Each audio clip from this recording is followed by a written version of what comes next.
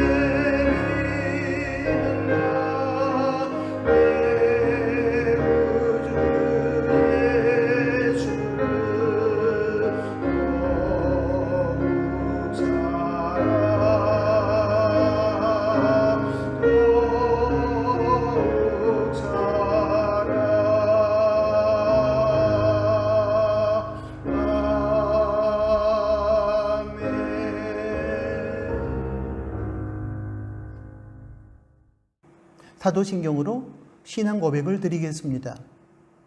전능하사 천지를 만드신 하나님 아버지를 내가 믿사오며 그 외아들 우리 주 예수 그리스도를 믿사오니 이는 성령으로 잉태하사 동정녀 마리아에게 나시고 본디오 빌라도에게 고난을 받으사 십자가에 못 박혀 죽으시고 장사한 지 사흘 만에 죽은 자 가운데서 다시 살아나시며 하늘에 오르사 전능하신 하나님 우편에 앉아 계시다가 저리로서 산자와 죽은 자를 심판하러 오시리라. 성령을 믿사오며 거룩한 공예와 성도가 서로 교통하는 것과 죄를 사하여 주시는 것과 몸이 다시 사는 것과 영원히 사는 것을 믿사옵나이다. 아멘. 예배를 위해서 기도하겠습니다. 하나님 아버지, 저희와 어제도 함께 하셨고 오늘도 함께 하시며 내일도 함께 하실 하나님의 은혜에 감사드리며 찬송과 영광을 올려드립니다. 주님 안에서 살아가도록 저희를 강하게 붙잡아 주시고 저희의 생활을 통하여 하나님의 성품과 능력이 드러나기를 원합니다. 저희의 소원을 이루어 주십시오. 7월의 마지막 주일을 맞으면서 코로나19 팬데믹과 폭염 속에서도 우리가 믿음을 지키며 건강하게 살 수 있었던 것이 하나님의 은혜였음을 다시금 깨닫습니다. 고맙습니다. 그런데 주님, 저희들의 연약함이 있습니다. 죄인 줄 알면서도 지은 죄, 모르고서 지은 죄가 있었습니다. 죄와 싸워 이기지 못하고 무너졌던 부분이 있었습니다. 십자가를 의지하고 회개합니다. 용서하여 주시고 똑같은 죄에 습관적으로 빠지지 않게 도와주시며 죄를 이길 수 있는 능력을 부어주시기 원합니다. 하나님 아버지, 코로나19 팬데믹으로 고통받는 인류를 긍휼히 여겨주시고 백신 접종이 가난한 나라의 국민들에게도 공평하게 이루어지도록 도와주십시오. 백신 접종의 후유증으로부터 자유하게 하여 주시고 속히 코로나19를 극복하고 일상을 회복하게 해 주십시오. 저희들의 힘과 노력만으로는 지금의 상황을 극복할 수 없음을 인정합니다. 하나님의 은혜와 능력만이 지금의 고난의 상황을 해결할 수 있습니다. 저희를 불쌍히 여기시고 도와주십시오. 무엇보다도 교회가 사랑과 공의와 거룩함 등의 본질적 가치를 회복하게 해주시고 잃어버렸던 사명을 되찾아 어두운 세상을 밝히는 빛으로 썩어져가는 세상을 종화하는 소금으로 살게 해 주십시오. 부디 이 땅의 교회를 새롭게 하여 주십시오. 하나님 아버지, 비대면 시대에 저희 나누는 교회 가족들의 믿음이 떨어지거나 식어지지 않도록 도와주십시오. 타락의 시대에 하나님과 영적 교제에 더욱 열심을 내게 하여 주십시오. 또한 코로나19라는 비대면 상황에서 진행되는 오병이어 나눔 운동 사역과 온라인 나눔터를 통한 경건 생활에도 최선을 다하게 하여 주십시오. 또한 남은 7월을 주님 안에서 은혜롭게 마무리하게 하시고 새로운 8월의 시간을 믿음으로 맞이하게 해 주십시오. 특별히 2022년 대학 입시에 임하는 친구들이 기도하면서 최선을 다할 때에 그들의 길을 선하게 열어주시기 원합니다. 그리고 앞으로 하나님 나라와 이 민족을 섬겨야 할 다음 세대 친구들을 기억해 주십시오. 저들이 주어진 생활 현장 속에서 믿음으로 당당하게 살아가게 해 주시고 매일의 삶 속에서 주님의 은혜를 고백하게 해 주십시오. 하나님 아버지, 이 예배를 기쁘게 받아 주십시오. 저희의 예배가 하나님 받으시 합당한 예배가 되게 하여 주십시오. 모든 예배 순서 가운데 오직 하나님의 영광이 선포되게 하여 주십시오. 예수님의 이름으로 기도드립니다. 아멘.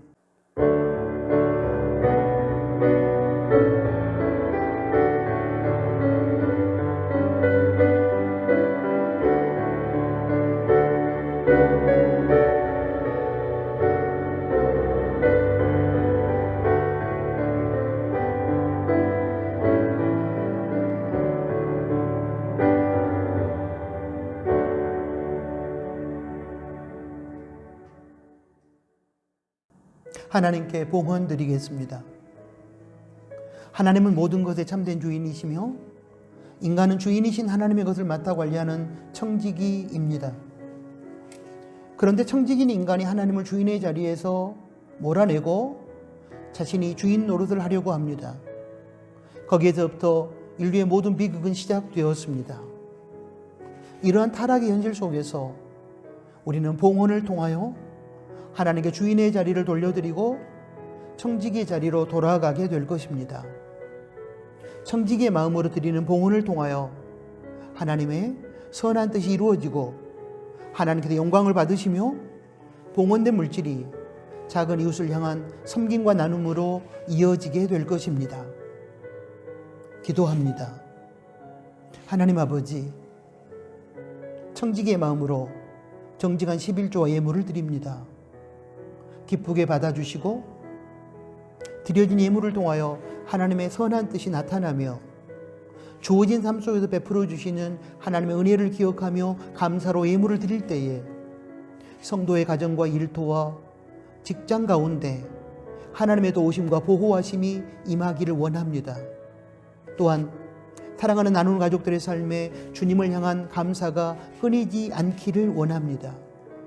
우리 나누는 가족들의 삶에 일용할 양식을 허락해 주시고 하나님께서 저희들에게 베풀어 주시는 복을 누릴 뿐만 아니라 복의 통로가 되어 나누며 살게 해 주십시오. 예수님의 이름으로 기도합니다. 아멘. 코이노니아 시간입니다. 함께 예배드리는 가족들에게 주님의 평화, 샬롬으로 인사하겠습니다. 샬롬, 주님의 평화가 우리의 심령 가운데, 우리 서로의 관계 가운데 함께하기를 소원합니다. 코로나19 팬데믹 상황 속에서 나누는 교회는 현장 예배와 온라인 예배를 병행하고 있습니다. 가능한 현장 예배를 드리시고 어떤 상황 속에서 예배를 드리시든지 간에 거룩한 예배, 신실한 예배, 참전 예배, 그리고 안전한 예배를 드리시기 바랍니다. 방역 수칙은 더욱 철저하게 지켜주시기를 부탁합니다. 오늘은 7월 넷째 주일 마지막 주일입니다. 하나님의 은혜를 힘입어 장마와 더위와 코로나19 가운데 우리가 승리하며 살았습니다. 이제 8월을 위해 기도하시고 8월의 시간들을 믿음으로 맞이하시기 바랍니다. 8월 예배위원, 목회 일정, 그리고 경건생활 안내를 홈페이지와 주보 로뎀나무에 실었습니다. 참고하시기 바랍니다.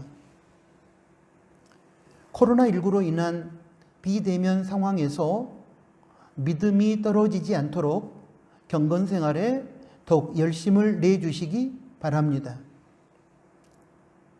나누는 가족 성경 읽기 본문은 7월 25일 주일 현재 열왕기상 18장입니다.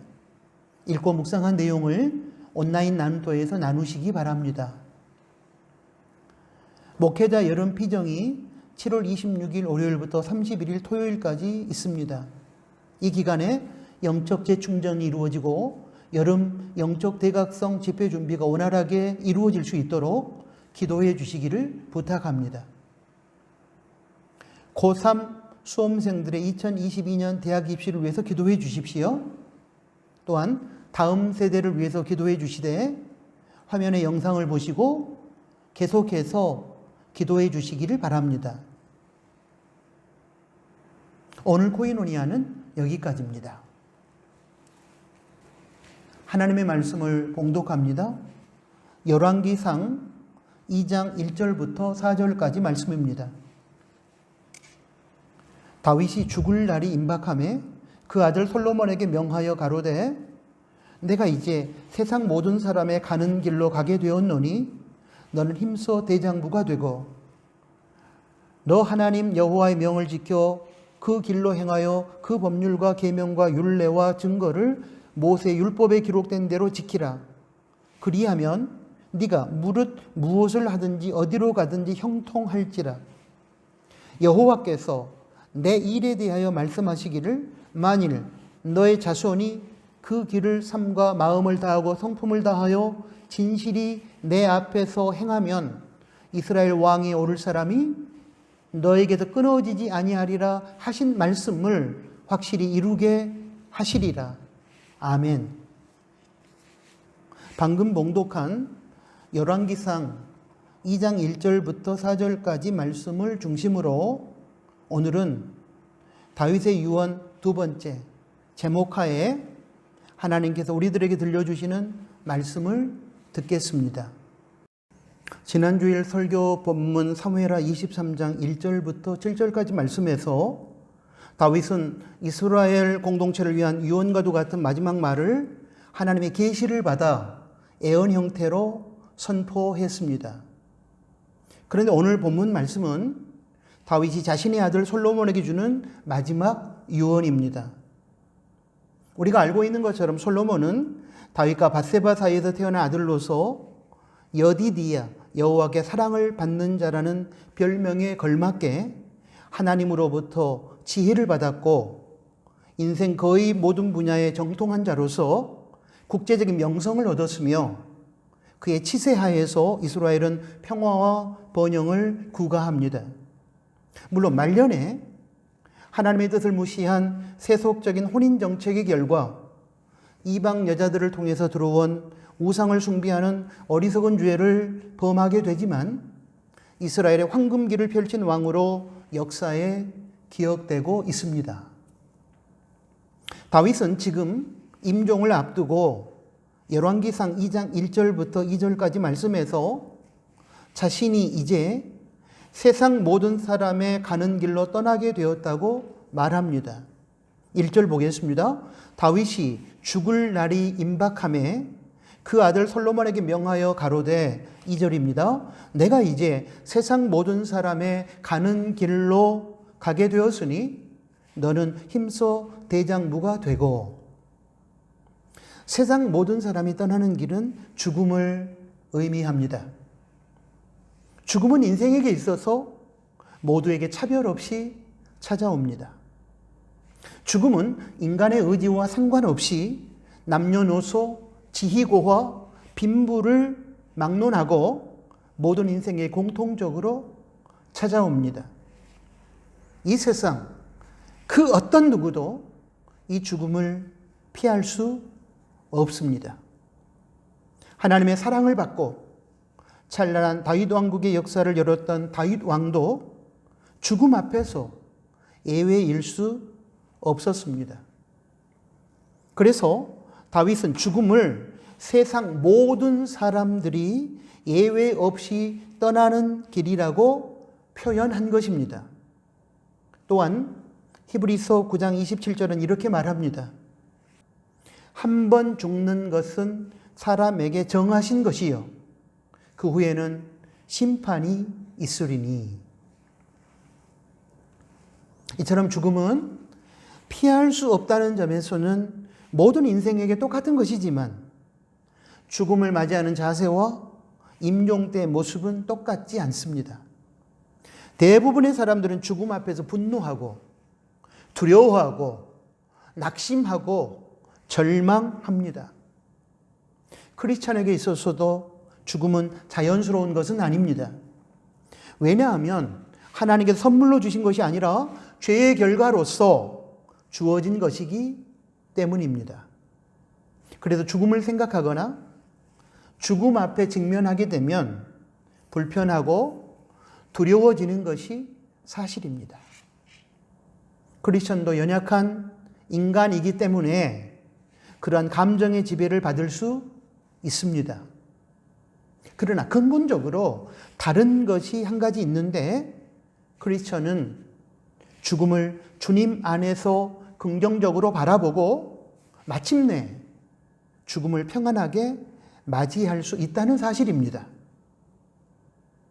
그렇게 될 수 있는 이유는 죽음이 끝이 아니라 영원한 생명, 영생의 세계인 천국으로 인도하는 터널, 통로라고 믿기 때문입니다.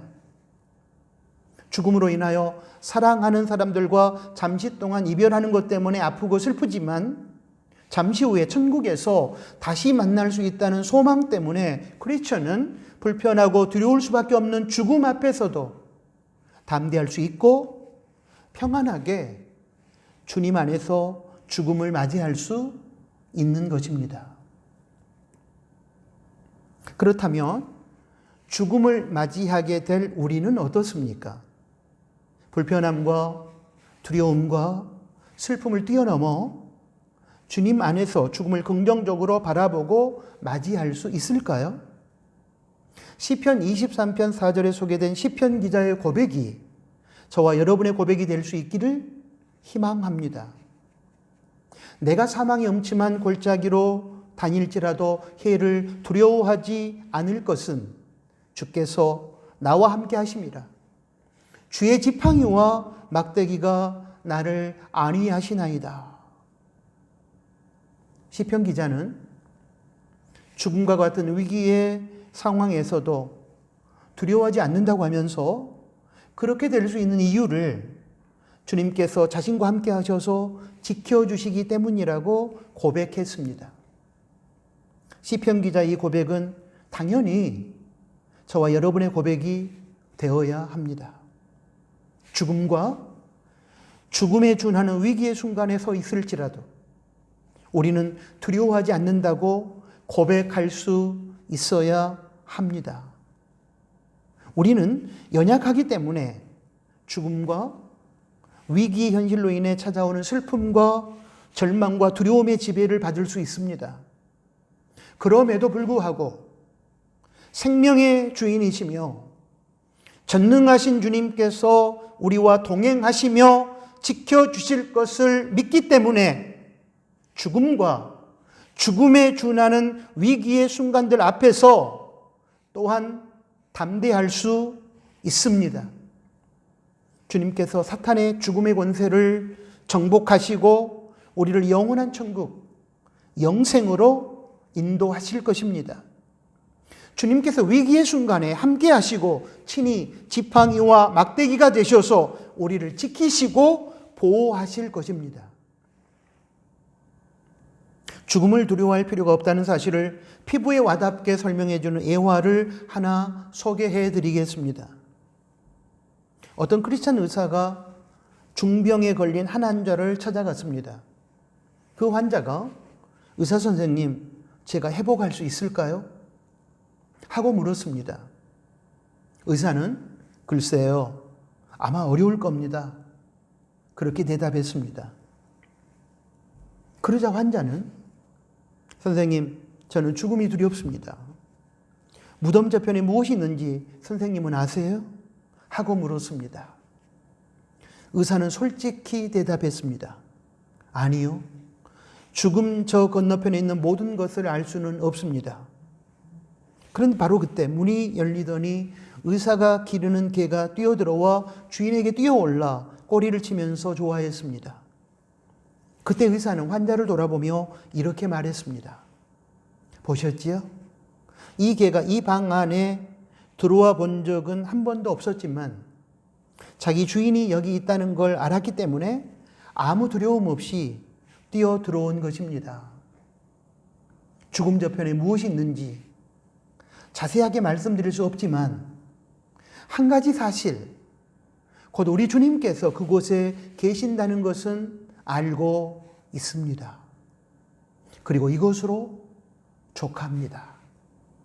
아무 생각 마시고 예수님을 믿기만 하십시오. 문이 열릴 때 두려움 없이 들어가실 수 있을 것입니다. 사랑하는 나누는 가족 여러분, 죽음에 대한 생각이 성경적으로 정리되면 이제부터 새로운 인생이 펼쳐지게 될 것입니다. 인간에게 있어서 가장 큰 고통의 주제인 죽음을 정리하고 극복한 사람에게는 이 세상에서 주어지는 고난이 비록 힘들지라도 충분히 감당할 수 있는 현실일 것이기 때문입니다. 다윗은 죽음을 당연한 현실로 받아들이고 있습니다. 그리고 이제 아들 솔로몬에게 마지막 유언을 남깁니다. 그 유언 속에는 다윗의 삶이 녹아 있습니다. 다윗이 아들 솔로몬에게 물려주고 싶어하는 신앙의 유산이 담겨 있습니다. 다윗이 하나님 안에서 살면서 경험한 승리의 비결이 들어 있습니다. 이 세상을 떠나면서 먼저 인생을 살았던 크리스찬 부모와 선배들이 자녀들을 비롯한 다음 세대를 위해 필수적으로 감당해야 할 사명이 하나 있습니다.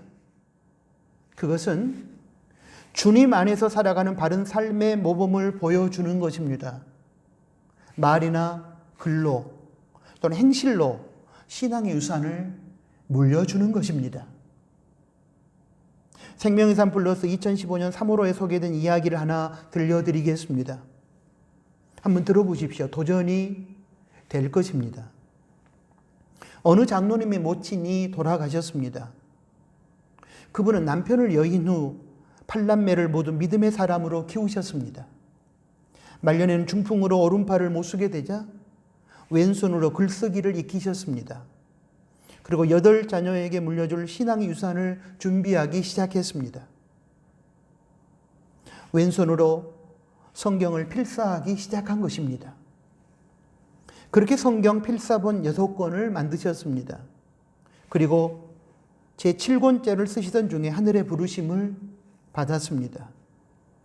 그분의 장례식은 조촐하게 치러졌지만 조문하는 이들은 모두 마음에 큰 감동을 받았고 그분의 삶은 100편의 설교보다 더 많은 것을 생각하게 해 주었습니다. 이 땅에서 완벽한 삶을 사신 예수님처럼 우리도 마지막 순간에 자신의 사명을 다 이루었다고 자신 있게 고백하기는 어려울 것입니다. 그렇더라도 주님 부족하지만 그저 끝까지 충성을 다했습니다.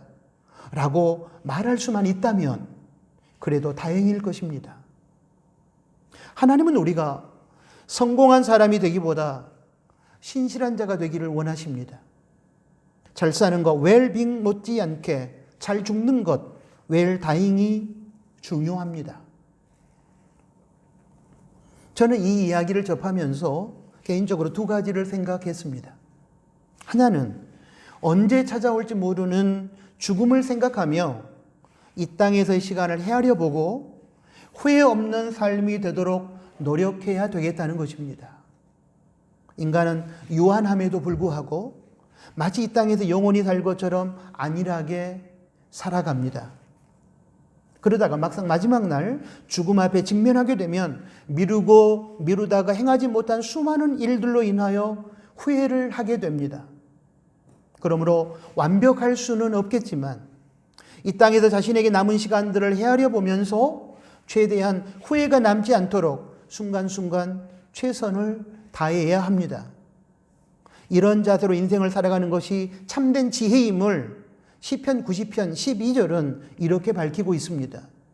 우리에게 우리 날 계수함을 가르치사 지혜의 마음을 얻게 하소서. 우리의 이 땅에서의 우리에게 남은 시간을 계산해 보고 주어진 시간 속에서 최선을 다함으로 마지막 죽음의 날에 후회를 남기지 않는 지혜로운 인생이 되었으면 좋겠습니다.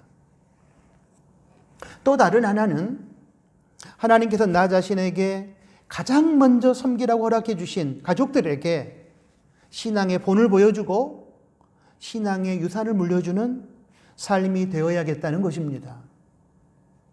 우리가 천국에 가게 되면 하나님께서 우리에게 나라를 위해 또는 인류를 위해 너는 어떤 큰 일을 하고 왔느냐고 물으시기 전에 내가 너에게 섬기며 돌보라고 맡겨준 너의 가족들을 위해 너는 무슨 일을 하고 왔느냐고 물으실 것입니다. 가정은 신적 기원을 가진 하나님께서 직접 만드신 기초적인 공동체이며 가정을 통해서 가장 먼저 천국이 구현되기 때문입니다. 교회에서 존경받는 목회자와 중직자들 중에 가정에서 배우자와 자녀들에게 본이 되지 못하는 분들도 있습니다. 이것은 모순입니다. 교회에서 존경받는 사람이라면 마땅히 가정에서도 가족들로부터 존경을 받아야 합니다. 그래야 참된 신앙인일 것입니다. 가장 가까이에서 나의 모든 것을 보고 있는 가족들, 특히 자녀들에게 신앙의 본을 보여줄 수 있고 신앙의 유산을 물려줄 수 있는 부모라면 주님 안에서 승리한 인생이 틀림없을 것입니다. 사명의 자리는 거창하고 대단하고 멀리 떨어진 어딘가에만 있는 것이 아닙니다. 나와 함께 호흡하며 함께 밥을 먹고 함께 울고 웃는 가정이 바로 하나님께서 허락하신 첫 번째 사명의 자리입니다. 그곳에서 가족들, 특히 자녀들에게 신앙의 본을 보여주고 신앙의 유산을 물려주는 삶을 사는 것이 가장 위대한 사명이라고 생각합니다. 이 시간 이후로 가정이라는 무대가 우리 사명의 자리인 것을 알고 그곳에서부터 주신 사명을 감당하는 우리 나누는 가족들이 되었으면 좋겠습니다. 다윗은 임종을 앞두고 하나님의 말씀에 입각한 유언을 통해 마지막 신앙의 유산을 솔로몬에게 물려주려고 하고 있습니다. 자신의 인생에 있어서 가장 소중하게 생각해왔던 가치를 아들 솔로몬에게 전하고자 합니다. 그의 유언은 열왕기상 2장 2절 마지막 부분과 열왕기상 2장 3절에 기록되어 있습니다. 2절 마지막 부분입니다. 너는 힘써 대장부가 되고 3절입니다. 내 하나님 여호와의 명을 지켜 그 길로 행하여 그 법률과 계명과 율례와 증거를 모세의 율법에 기록된 대로 지키라. 그리하면 네가 어디로 가든지 형통할지라. 한 문장으로 요약하면 마음이 강한 대장부가 되어 하나님의 명령과 율법에 순종하면 너의 인생은 형통케 될 것이다 입니다. 아직 어려서 유학한 아들에게 대장부, 강한 남자가 될 것을 주문하면서 열왕기하 2장 4절에서는 마음을 다하고 성품을 다하여 하나님 앞에서 진실이 행하면 이스라엘의 왕위에 오를 사람이 다윗의 가문에서 끊이지 않을 것이라는 하나님의 약속을 상기시켜 줍니다. 역대상 22장 5절에 보면 성전 건축을 감당해야 할 솔로몬이 어리고 연약했기 때문에 죄의 말년에 다윗은 자신이 죽기 전에 성전 건축을 위한 많은 준비를 자신이 해 주었다고 적고 있습니다. 보겠습니다. 다윗이 가로되 내 아들 솔로몬이 어리고 연약하고 여호와를 위하여 건축할 저는 극히 장려하여 만국의 명성과 영광이 있게 하여야 할지라.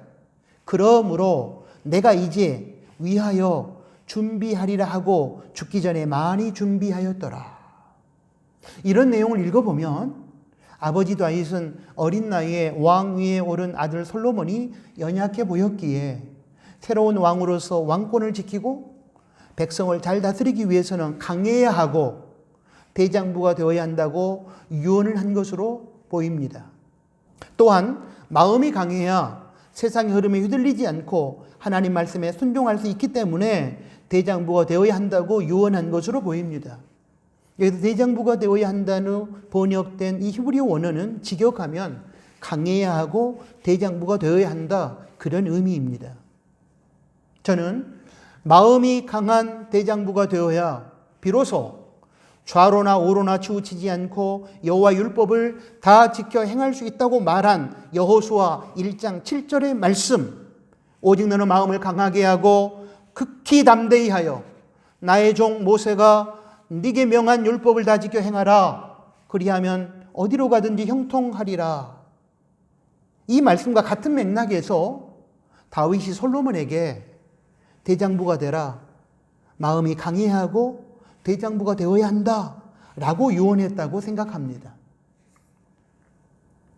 다윗이 아들 솔로몬에게 남긴 이 유언은 오늘 우리들에게도 매우 중요한 교훈과 도전을 던져줍니다.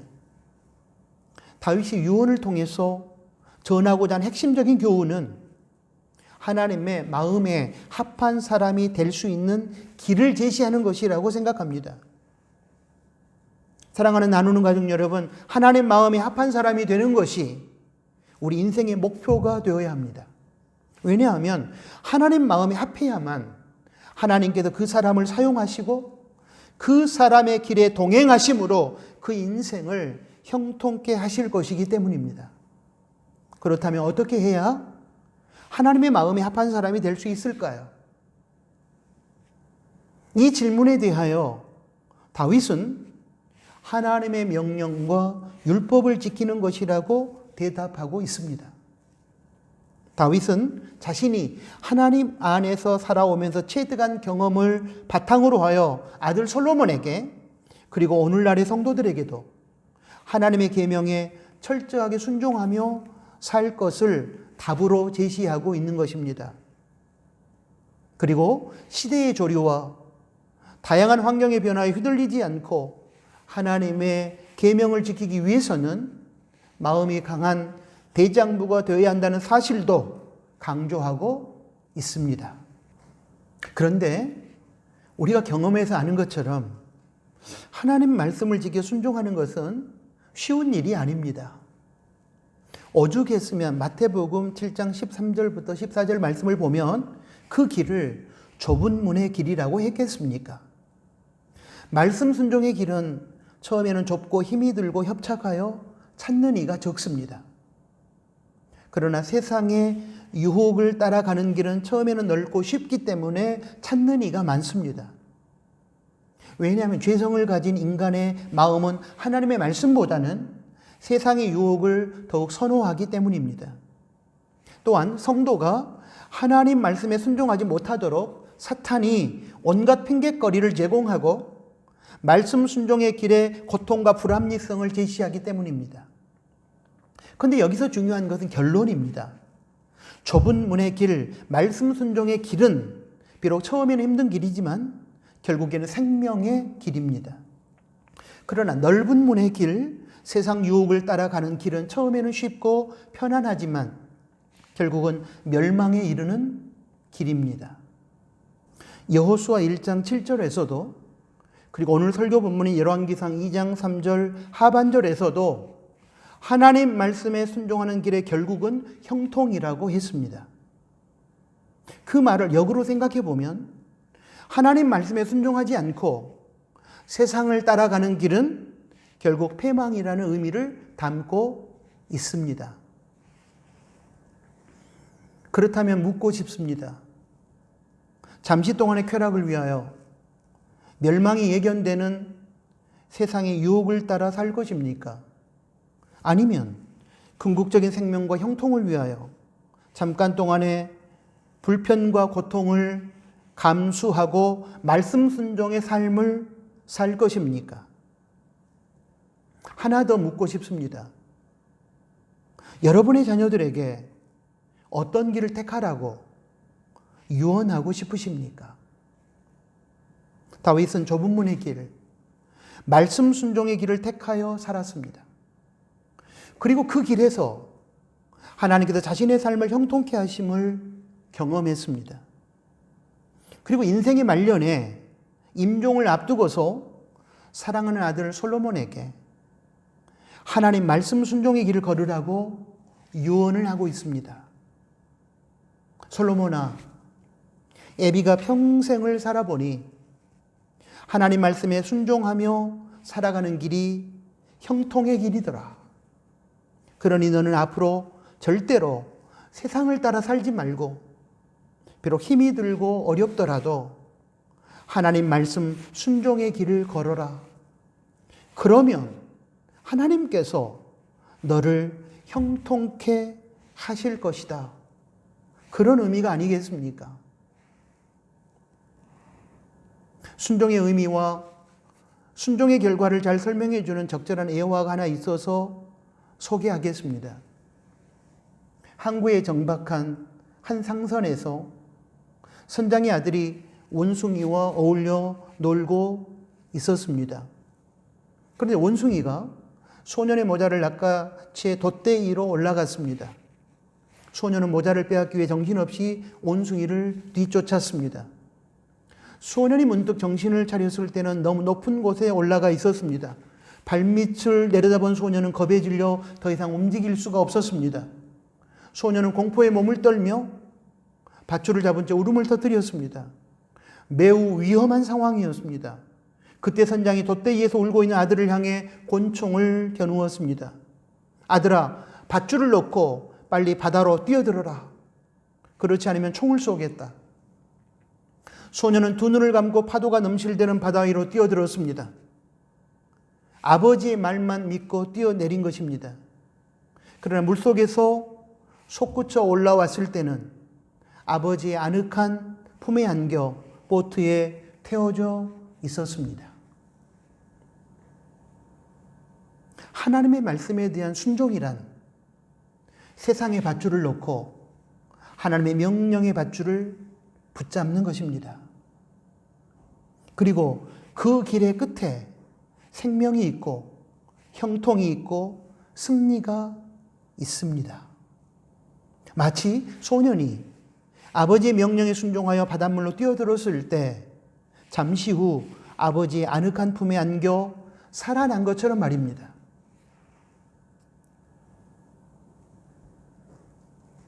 그러므로 사랑하는 나누는 가족 여러분, 과거에 어떤 길을 선택하고 살았는지 모르겠지만 지금부터는 무조건 말씀 순종의 길을 걸으셔야 합니다. 순종의 길에 불편과 고통이 따르고 때로는 이성적으로 동의가 되지 않더라도 하나님 말씀이면 순종해야 합니다. 왜냐하면 그 길에 하나님께서 동행하시고 하나님의 성품과 능력을 나타내시며 우리를 형통케 하시며 승리케 하실 것이기 때문입니다. 그리고 이 세상을 떠나게 되어 자녀들에게 유언을 할 때에 우리도 다윗처럼 내가 살아보니 하나님 말씀에 순종하는 길이 형통과 승리와 생명의 길이더라. 그러니 너도 엄마 아빠처럼 하나님 말씀에 순종하며 인생을 살아가거라. 그러면 하나님께서 너의 인생을 형통하게 하시고 승리케 하실 것이다. 라고 말하는 우리가 되었으면 좋겠습니다.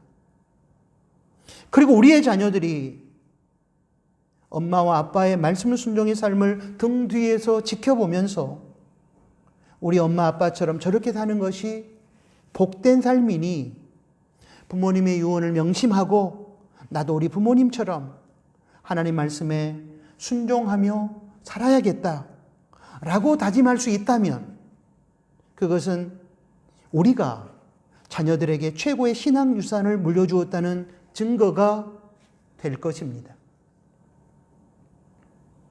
하나님의 형통과 하나님의 승리는 하나님의 말씀에 순종하는 사람에게 주어진다는 사실을 우리는 오늘 설교를 통해서 배웠습니다. 그러면 이제 당연히 말씀 순종의 길을 걸어야 할 것입니다. 그런데 또한 말씀 순종의 길이 쉽지 않다는 사실을 우리는 성경을 통해서 알고 있고 그리고 우리 인생살이 경험을 통하여 잘 알고 있습니다. 그렇다면 어떻게 해야 힘들고 부담스럽고 불편한 말씀 순종의 삶을 살아낼 수 있을까요? 이에 대하여 다윗은 솔로몬에게 주는 유언을 통하여 힘써 대장부가 되라. 자신의 마음을 강하게 하고 대장부가 되어라 라고 했고 여호수아 1장 7절은 마음을 강하게 하고 담대히 하라고 했습니다. 마음이 강해야 세상의 유행과 사탄의 유혹과 사람의 말에 휘둘리지 않고 좌로나 우로나 치우치지 않고 올곧게 말씀 순종의 길을 걸을 수 있다는 뜻입니다. 사람의 마음을 강하게 하시는 분은 성령 하나님이십니다. 우리의 마음이 성령 하나님으로 충만하여 성령님의 다스림을 받게 되면 세상의 유혹과 사람의 소리에 휩쓸리지 않고 순종의 길을 걸을 수 있는 강한 사람이 됩니다. 그러므로 우리는 이런 소원을 가지고 기도해야 합니다. 그리고 말씀 순종의 길을 걷겠다고 다짐하고 또 다짐해야 합니다. 다짐했으면 실천에 옮겨야 합니다. 실천에 옮기려 했으나 실패했다면 다시 다짐하고 다시 도전해야 합니다. 이러한 과정 가운데 성령 하나님의 충만이 임하고 그렇게 되면 마음의 강한 힘으로 말씀 순종의 삶을 살 수 있게 될 것입니다. 그 길의 끝에서 우리는 하나님의 형통과 하나님의 승리를 만날 것입니다. 솔로몬을 향한 다윗의 유언이 바로 그것이었습니다. 다윗의 유언이 오늘을 살아가는 저와 여러분에게도 주어진 줄로 믿습니다. 이제 그 유언처럼 우리가 살아내야 합니다. 또한 다윗의 그 유언이 우리 자녀들을 위한 우리의 기도가 되고 우리의 유언이 되어야 할 것입니다.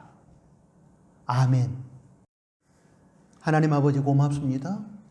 오늘 다윗이 아들 솔로몬에게 주는 유언을 통하여 오늘 우리들이 어떻게 살아야 되며 또한 우리들의 자녀들과 다음 세대들에게 어떤 신앙의 유산을 물려주어야 되는지를 가르쳐 주셔서 감사합니다. 하나님, 먼저는 우리가 하나님 말씀에 순종하여 하나님의 승리와 형통을 경험할 수 있도록 우리의 마음을 강하게 하고 담대하게 하여 주십시오. 하나님께 기도하며 성령의 충만을 힘입어 강한 마음으로 주의 말씀에 순종하는 저희가 되게 하여 주시고 우리의 자녀들과 다음 세대들에게 하나님의 말씀에 순종하는 우리의 삶을 증거하며 또한 우리 자녀들에게 하나님 말씀에 순종하는 것이 형통의 길이요 승리의 길임을 유언할 수 있는 저희가 되게 하여 주십시오. 예수님의 이름으로 기도합니다. 아멘. 파송 찬양을 드립니다. 377장 새 찬송가 449장 오늘 주신 말씀을 생각하면서 찬양합니다.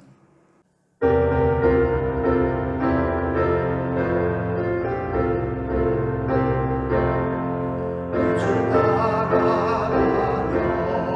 오늘 순종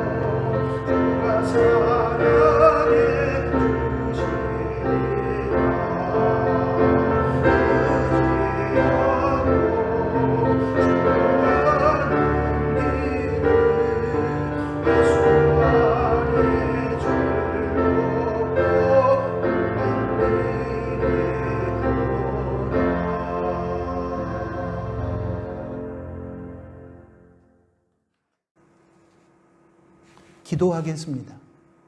이제는 우리 구주 예수 그리스도의 은혜와 하나님 아버지의 크신 사랑하심과 성령 하나님의 위로, 교통, 충만, 동행하심이 오늘 주신 하나님의 말씀을 듣고 하나님의 명령에 순종하여 사는 그 길이 형통과 승리의 길임을 믿고 그렇게 살기를 원하며 또한 우리들의 자녀들에게도 하나님 명령에 순종하라고 유언할 수 있는 그런 사람이 되기를 소원하는 사랑하는 나누는 가족들 머리 위에 이제로부터 영원토록 항상 함께 계실지어다. 아멘.